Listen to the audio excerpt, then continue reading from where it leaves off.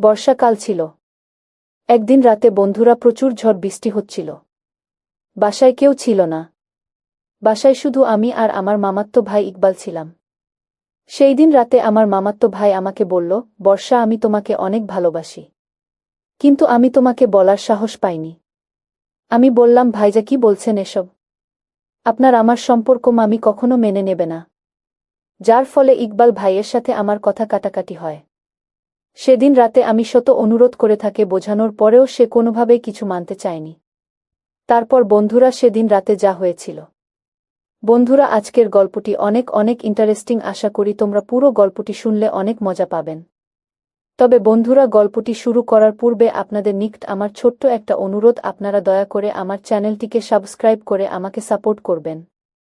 তো তাহলে চলেন বন্ধুরা, গল্পটি শুরু করি। হ্যালো বন্ধুরা, আমার নাম তানিয়া আক্তার বর্ষা। ছোটবেলা থেকে আমি আমার মামার বাসা থেকেই বড় হয়েছি। আমার মামাতো ভাই বসির আহমেদ ইকবাল ছিল আমার ছায়াসঙ্গী। আমরা একসাথেই বড় হয়েছি। একসাথে লেখাপড়া করেছি। স্কুলে গিয়েছি। আমাদের সম্পর্কটা সব সময় ভাই বোনের মতো ছিল।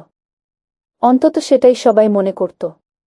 কিন্তু আমার মন বুঝত ইকবাল ভাইয়ের চোখে আমার জন্য আলাদা কিছু আছে। আমিও অজান্তেই অনুভব করতাম। ওর নিকট থাকলেই এক ধরনের নিরাপত্তা, শান্তিপূর্ণ মনে হতো। একদিন কলেজ থেকে ফেরার পথে হঠাৎ বৃষ্টিতে ভিজে গিয়েছিলাম।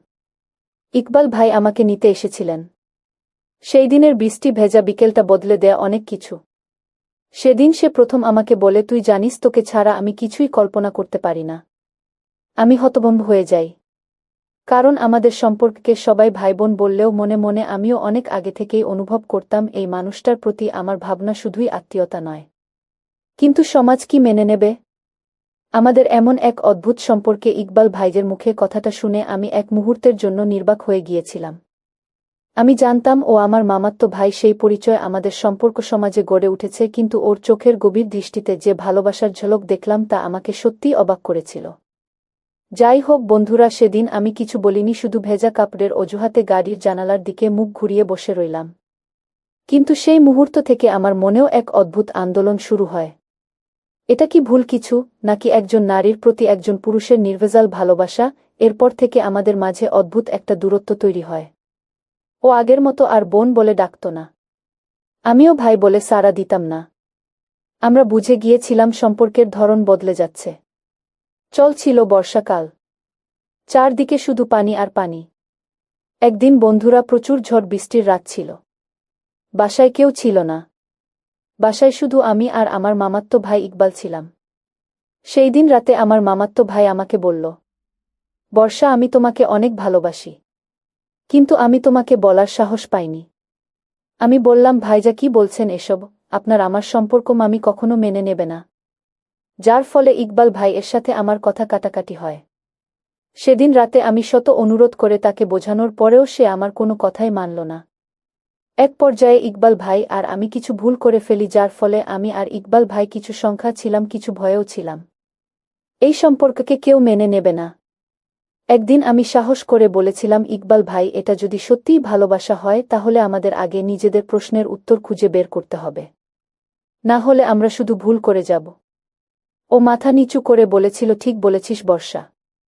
আমরা সহজ পথ বেছে নেইনি, তাই যুদ্ধটা আমরাই শুরু করব।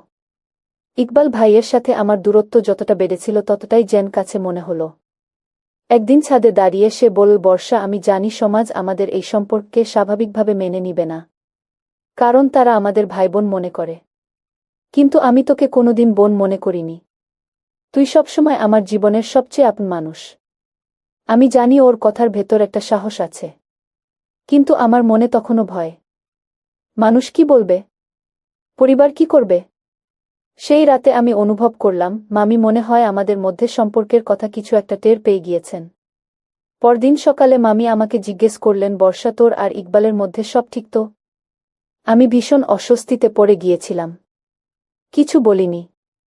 মামি বলেছিলেন, তোমরা ভাইবোনের মতো বড় হয়েছ। কিন্তু যদি মনের ভেতরে অন্য কিছু গড়ে ওঠে সেটা আগে আমাদের বলতে হবে। সমাজের দৃষ্টিকে বোঝা সহজ নয়। কিন্তু সত্য চাপা দিয়ে রাখা যায় না। সেই প্রথমবার বুঝলাম, শুধু সমাজ না, পরিবারও এই ঘটনায় এক বড় দায় হয়ে উঠবে। মামির প্রশ্ন আমাকে পুরোপুরি স্তব্ধ করে দিয়েছিল। আমি জানতাম যদি সত্যি কথা বলি তাহলে শুধু নিজের না ইকবাল ভাইয়ের জীবনকেও জটিল করে তুলব। আবার যদি মিথ্যে বলি তাহলে নিজের মনকেই ধোঁকা দেব। তাই আমি চুপ থেকেছিলাম। মামি এক দৃষ্টিতে তাকিয়েছিলেন, হয়তো তার চোখেই একটা উত্তর খুঁজছিলেন। সে রাতেই আমি ইকবাল ভাইকে বলেছিলাম, তোমার সাহস আছে কিন্তু আমার নেই। আমি এখনো ভয় পাই। ইকবাল মৃদু হেসে বলেছিল, ভয় পাস না বর্ষা, আমি আছি। কিন্তু সময় যেন থেমে থাকল না। আমাদের বন্ধুত্বপূর্ণ সম্পর্কের রূপান্তর চারপাশের মানুষদের চোখ এড়ায়নি। পাড়ার একজন আত্মীয় একদিন সোজা এসে মামিকে বলেছিল, বর্ষা আর ইকবালের মাঝে কিছু চলছে নাকি? দুজনকেই যেন এখন আলাদা লাগে। এই কথা যেন আগুনে ঘি ঢেলে দিল মামি। তখন আমাকে ডেকে বললেন, তুমি যদি সত্যি কিছু মনে করো ওর জন্য, তবে সেটা আমাদের বোঝাতে হবে। লুকিয়ে রাখলে কেউ মেনে নেবে না। আমি বুঝলাম এ লড়াই শুধু নিজেদের ভালোবাসা টিকিয়ে রাখার নয়, বরং একটা অদৃশ্য দেয়াল ভাঙ্গার। সেদিন সন্ধ্যাবেলা ইকবাল ভাই এসে বলল, বর্ষা, মায়ের চোখে আমি অপরাধী হতে চাই না। যদি বলিস আমরা চুপচাপ দূরে সরে যাই। ওর কণ্ঠে ছিল আত্মত্যাগের সুর। কিন্তু আমি ওর চোখে দেখেছিলাম ভেতরের কষ্টটা। আমি মাথা নাড়িয়ে বললাম, আমরা যদি দূরে যাই তাহলে কি মনটাকে দূরে পাঠাতে পারব? ও কিছু বলল না। আমার তখন অনেক কিছু মনে হচ্ছিল, সে অনেক কিছু ভাবছিল। তার সেই ভাবনা ছিল অদ্ভুত এক শক্তি, যেন পুরো পৃথিবীর বিরুদ্ধে দাঁড়ানোর সাহস। পরদিন আমি মামির সামনে দাঁড়িয়ে স্পষ্টভাবে বললাম, আমি ইকবাল ভাইকে ভালোবাসি। আমাদের সম্পর্কটা হয়তো প্রচলিত নিয়মের বাইরে, কিন্তু এটা কোনো পাপ নয়। আমরা একে অপরকে সম্মান করি, বুঝি, ভালোবাসি। মামি অনেকক্ষণ চুপ থেকে শুধু বললেন, তাহলে প্রমাণ করো এই সম্পর্কটা দায়িত্বের। সেই মুহূর্তে বুঝলাম শুধু প্রেম নয়, আমাদের সামনে দায়িত্বের এক বিশাল পর্বত, যার উপর চড়তে গেলে শুধু সাহস নয়, সময় ও ত্যাগও দরকার। মামির কথায় এক ধরনের শর্ত ছিল, দায়িত্বের প্রমাণ। আমি বুঝতে পারছিলাম কেবল আবেগ দিয়ে এই সম্পর্ক সমাজে প্রতিষ্ঠা করা যাবে না। আমি আর ইকবাল ভাই মিলে সিদ্ধান্ত নিলাম, আমাদের এই সম্পর্কের প্রতি সম্মান দেখাতে হলে আগে নিজেদের শিক্ষা ও অবস্থানকে শক্ত করতে হবে। ইকবাল ভাই আরও মন দিয়ে কাজকর্ম করতে শুরু করল। আমি লেখাপড়ায় মনোযোগ দিলাম। একে অপরকে একটু দূরে রেখে হলেও আমরা নিজের পায়ে দাঁড়ানোর চেষ্টা চালিয়ে গেলাম। এই সময়টা ছিল কঠিন। মানুষ নানা কথা বলত, কটু কথা ছুড়ে দিত। কিন্তু আশ্চর্যভাবে মামি আমাদের পাশে থাকলেন। হয়তো তিনিও অনুভব করেছিলেন, ভালোবাসা যত অস্বাভাবিকই হোক, যদি তা দায়িত্বের ভিত্তিতে গড়ে উঠে তবে তার সম্মান পেতে পারে। ধীরে ধীরে আমাদের অবস্থা সমাজের চোখে অন্য এক মাত্রা নিতে শুরু করল। একটা অনৈতিক সম্পর্ক নয়, বরং দায়িত্ব, ধৈর্য আর সম্মানের একটি সংগ্রাম। ইকবাল ভাইয়ের চাকরিতে স্থায়িত্ব আসছিল, আর আমি আমার অনার্স ফাইনাল ইয়ারে উঠলাম। এই সময় আমরা মামির সঙ্গে বসে আবার আলাপ করি এবং ইকবাল ভাই বলেছিল, আমরা কোনো অন্যায় করিনি, আমরা সমাজের চোখে নতুনভাবে নিজেকে প্রতিষ্ঠা করতে চাই। মামি শান্ত গলায় বলেছিলেন, তাহলে প্রমাণ করো এই সম্পর্ক শুধু আবেগ নয়, এটা স্থিরতার প্রতিচ্ছবি। সেই কথার মধ্যেই যেন অনুমতির এক ইঙ্গিত ছিল। পরিবারের আরেকজন অভিভাবক চাচা একদিন বাড়িতে এসে আমাদের সম্পর্ক নিয়ে আলোচনা করেন। তার মুখে একটাই প্রশ্ন ছিল, তোমরা কি সারা জীবন এই সিদ্ধান্তের ভার নিতে পারবে? আমি চোখ তুলে তাকিয়ে বলেছিলাম, যদি আমাদের ভালোবাসা একে অপরকে সম্মান দেয়, তবে সমাজও একদিন মেনে নেবে। চাচা অনেকক্ষণ চুপ থেকে বলেছিলেন, তোমাদের যদি সাহস থাকে, তবে সংসার গড় সমাজকে বদলাতে হয় উদাহরণ দিয়ে। মনে হচ্ছিল ঝড় একটু একটু করে থেমে যাচ্ছে। ইকবাল ভাই একদিন আমাকে নিয়ে গেল একটা ছোট্ট মাজারে। সেদিন সে বলল, চল আজ আমরা আল্লাহর নাম নিয়ে একটা নতুন জীবনের শুরু করি। কিন্তু আমি অবাক হলেও বুঝতে পারলাম ও চায় আমাদের সম্পর্ককে একটা মর্যাদার জায়গায় নিয়ে যেতে। কোনো উৎসব জাঁকজমুক নয়, শুধু দায়িত্বের শপথ। একজন মৌলবীকে গোপনে ডেকে সাক্ষী হিসেবে মামি ও চাচার উপস্থিতিতে আমাদের বিয়ে পড়ানো হয়। সে দিনটা আমার জীবনের সবচেয়ে শান্ত দিনের এর একটি ছিল। কোনো ঢাকঢোল বাজেনি, কিন্তু হৃদয়ের গভীরে একটা আত্মবিশ্বাস জন্মেছিল। আমি এখন আর শুধু ভালোবাসার মানুষ নই, আমি একজন স্ত্রীর মর্যাদা পেয়েছি। ইকবাল ভাইয়ের চোখে ছিল দায়িত্বের প্রাপ্তি, আর আমার চোখে ছিল এক ধরনের স্বস্তি। সম্পর্কটা সমাজের চোখে যতই বিতর্কিত হোক না কেন, আমাদের জন্য এটা ছিল আস্থা, সাহস আর ভালোবাসার একটি বৈধ এবং মর্যাদাপূর্ণ শুরু। বিয়ের পরের দিনগুলোতে আমরা খুব সতর্কতার সঙ্গে চলছিলাম। আমরা চেয়েছিলাম সমাজের চোখে ধীরে ধীরে নিজেদের উপস্থাপন করতে না, গোপন রেখে ঘোষণা দিয়ে মামি আমাদের পাশে ছিলেন এবং একদিন তিনিই মাকে বিষয়টি জানালেন। প্রথমে মা কোনো কথা বলেননি, শুধু দীর্ঘ নিঃশ্বাস ফেলেছিলেন। তবে আমাদের দায়িত্বশীল আচরণ, নীরব ভালোবাসা আর সম্পর্কের প্রতি নিষ্ঠা দেখে তিনিও ধীরে ধীরে শান্ত হতে লাগলেন। মা একদিন চুপচাপ আমার হাতে একটি ছোট্ট চুড়ির বাক্স তুলে দিলেন। বললেন, যে সম্পর্ক তুমি গড়েছ সেটা যদি সত্যিই পবিত্র হয় তাহলে সমাজ একদিন বুঝবে। আমি মা হিসেবে তোমার পাশে থাকব যদি তুমি নিজেকে হারিয়ে না ফেলো। সেই কথাই যেন এক ধরনের স্বীকৃতি ছিল। আমাদের যাত্রা সহজ হয়নি। তবে এবার মনে হচ্ছিল পরিবারের ভেতর থেকে কিছু আশ্বাস পাওয়া যাচ্ছে। আমাদের বিয়ে আস্তে আস্তে পরিচিত মনে হলে জানাজানি হয়ে যায়। কেউ কেউ মুখ ফিরিয়ে নেয়, কেউ আবার একটু কথা বলতে থাকে। এটা কি ভাই বোনের সম্পর্কের নাম করে সমাজের চোখে ধুলো দেওয়া নয়? এমন কথাগুলো আমাদের খুব ব্যথিত করত। কিন্তু ইকবাল ভাই আমাকে সাহস দিত। তারা জানে না বাস্তবতা কতটা কঠিন ছিল, আর ভালোবাসা কতটা পবিত্র হতে পারে। আমরা সিদ্ধান্ত নেই, চুপ করে থাকব না, কাজের মাধ্যমে তাদের বোঝাব। ইকবাল ভাই সমাজ সেবামূলক একটি প্রতিষ্ঠানে কাজ শুরু করলেন। আমি মেয়েদের অধিকার নিয়ে একটি স্থানীয় সংগঠনে যুক্ত হলাম। আমরা চেষ্টা করতাম সমাজে আমাদের অবস্থান তা কাজ দিয়ে প্রমাণ করতে। ধীরে ধীরে আমাদের আশেপাশের মানুষজন বুঝতে শুরু করল এই সম্পর্কটা কেবল আবেগ নয়, এটি দায়িত্ব ও মমতার এক গভীর রূপ। আমাদের হাসি, শ্রম আর দৃষ্টিভঙ্গি হয়ে উঠছিল উত্তর। প্রতিবাদ নয়, আমরা বেছে নিয়েছিলাম সচেতনতা তৈরি করার পথ। সময় এগিয়ে চলছিল এবং আমরা শিখছিলাম কিভাবে কঠিন মুহূর্তগুলোতে একে অপরের পাশে দাঁড়াতে হয়। ইকবাল ভাই তার কাজের জায়গায় সম্মান পেতে শুরু করেছিল এবং আমি আমার কাজকর্মের মাধ্যমে বেশ কিছু ভালো ফলাফল দেখাতে পেরেছিলাম। একদিন আমি চাচাকে ফোন করে বললাম, চাচা, আমি জানি আমাদের সম্পর্কটা শুরুটা কঠিন ছিল, কিন্তু আমরা চেষ্টা করছি একটা সুন্দর জীবন গড়তে। চাচা দীর্ঘ সময় চুপ থাকার পর বলেছিলেন, তোমরা যেভাবে এগুচ্ছ তাতে একটা নতুন দৃষ্টিভঙ্গি তৈরি হবে। তবে হ্যাঁ, ভুলে যেও না, সমাজের চোখে তোমরা এখনো পরীক্ষার মধ্যে আছো। ইকবাল ভাই বলেছিল, সমাজে আমরা কেউই একা নই। একে অপরকে বিশ্বাস ও সমর্থন করতে হবে। সেই রাতে আমরা একে অপরকে আরও ভালোভাবে জানার সুযোগ পেলাম। আমাদের সম্পর্কের মতামত ও বিশ্বাস আমাদের সব বাধাকে জয় করার শক্তি দিচ্ছিল। শুরুতে যেসব কঠিন পরিস্থিতি আমাদের বিচ্ছিন্ন করেছিল, এখন তা আমাদের আরও একতাবদ্ধ করেছে। যাই হোক বন্ধুরা, অবশেষে বিষয়টি মোড় নেয় যখন আমাদের এলাকার কিছু নেতৃস্থানীয় ব্যক্তি আমাদের ভালোবাসার সম্পর্কের প্রতি সহানুভূতি দেখাতে শুরু করেন।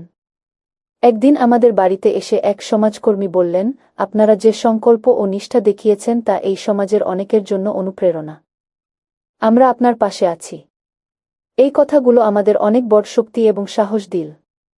অনেক সময় সমাজের নেতিবাচক মনোভাব নিয়ে আমরা চিন্তিত থাকলেও এই আশার আলো আমাদের মাঝে এক নতুন প্রাণবায়ু যোগায়। আমরা আমাদের সম্পর্কের প্রতি সমাজের দৃষ্টিভঙ্গি বদলানোর কাজকর্ম শুরু করলাম। ইকবাল ভাই নিজেকে এক সমাজকর্মী হিসেবে প্রতিষ্ঠিত করল এবং আমি স্থানীয় মেয়েদের অধিকার নিয়ে কাজ করতে শুরু করলাম। আমাদের একসাথে করা কাজগুলোর মাধ্যমে আস্তে আস্তে মানুষ আমাদের নিয়ে তাদের দৃষ্টিভঙ্গি বদলাতে শুরু করল।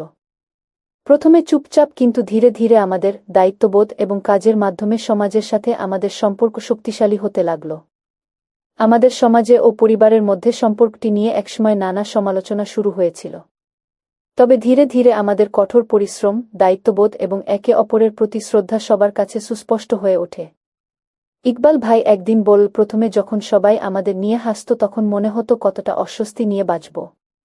কিন্তু আজ যখন তারা আমাদের পাশে দাঁড়াচ্ছে তখন বুঝতে পারি সত্যি শান্তি পাওয়া যায় নিজের পায়ে দাঁড়িয়ে। পরিবারের মধ্যে এক ধরনের সমঝোতা আসতে শুরু করল। মা, মামি, চাচি সবাই আমাদের পাশে দাঁড়ালেন। একদিন মা বললেন, তোমরা যখন নিজেদের জীবনে খুশি তখন আমি শান্তি পাই, সমাজ কি বলে সেটা আর গুরুত্বপূর্ণ নয়। ইকবাল ভাইও মাথা নত করে বল, মা, আমরা শুধু নিজেদের সুখে নয়, সমাজের উন্নতিতে কাজকর্ম করতে চাই। আমাদের সম্পর্ক নতুন একটা পথ দেখাতে পারে। এভাবে আমাদের সংসার এবং সম্পর্কের প্রতি পরিবার ও সমাজের দৃষ্টিভঙ্গি বদলাতে লাগল। আমাদের প্রতি নতুন এক ধরনের শ্রদ্ধা তৈরি হল। আর সেই দিন থেকে আমরা নিজেদের পায়ে দাঁড়িয়ে সমাজের প্রতিটি স্তরে ভালো কাজ করার শপথ নিলাম। আমাদের জীবনযাত্রা ধীরে ধীরে পরিবর্তিত হচ্ছিল। আমাদের পরিবারে সুখ এবং শান্তি ফিরে এসেছিল। ইকবাল ভাই এবং আমি একে অপরকে আরও ভালোভাবে বুঝতে পারছিলাম।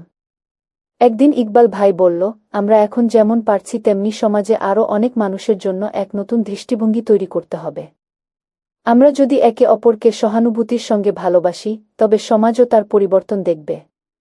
তার এই কথাগুলো আমাকে মনে করিয়ে দিল জীবনের প্রকৃত শক্তি একে অপরের প্রতি ভালোবাসা এবং বিশ্বাসে। এমন সময় আমাদের মধ্যে কিছু নতুন প্রকল্প শুরু করার পরিকল্পনা হলো। আমরা একটা নতুন স্কুল প্রতিষ্ঠা করার চিন্তা করতে লাগলাম, যেখানে সমাজের পিছিয়ে পড়া পরিবারগুলোর শিশুরা শিক্ষার আলো পাবে।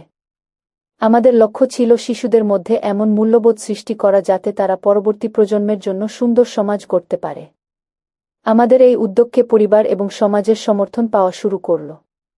ইকবাল ভাইয়ের নেতৃত্ব এবং আমার সহানুভূতিশীল মনোভাব একে অপরকে আরও শক্তিশালী করে তুলছিল।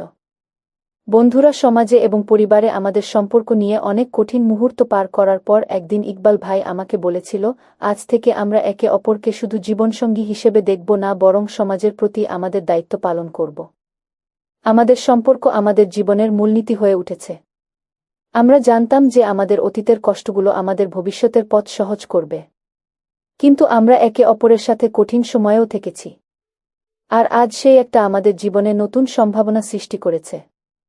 বন্ধুরা, পরিবারের সবার সাপোর্ট আর ভালোবাসার মধ্যে আমাদের নতুন জীবনের শুরু হয়েছিল। ইকবাল ভাইয়ের সাথে একসাথে ভবিষ্যতের দিকে তাকিয়ে আমরা সমাজের জন্য কিছু ভালো কাজকর্ম করার শপথ নিলাম।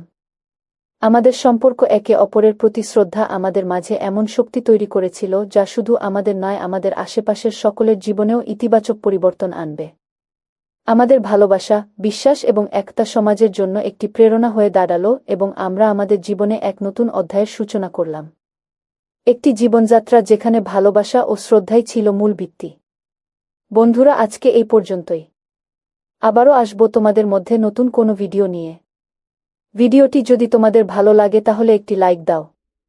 প্রতিদিন আমি আপনাদেরকে একটা করে নতুন গল্প উপহার দিব, তাই আপনাদের অনুরোধ করে বলছি, আপনারা যদি এরকম ধরনের ইন্টারেস্টিং গল্প পেতে চান তাহলে দয়া করে আমার চ্যানেলটি সাবস্ক্রাইব করেন। পরিশেষে আপনাদের সকলের সুস্বাস্থ্য কামনা করি। ভিডিওটি দেখার জন্য আপনাদের সকলকে অসংখ্য ধন্যবাদ।